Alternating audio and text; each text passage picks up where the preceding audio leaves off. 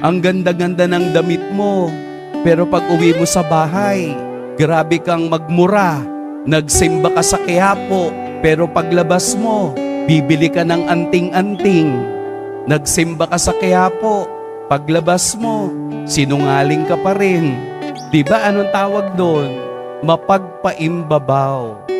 Nagbasa ka ng salita ng Diyos. Ay, sorry po sa mga lectors.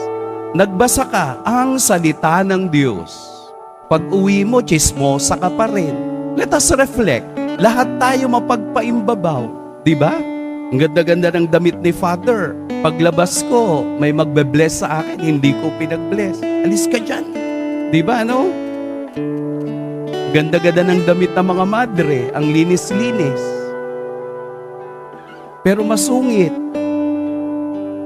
Kaya siguro mga madre, tumatandang dalaga kasi masungit, no?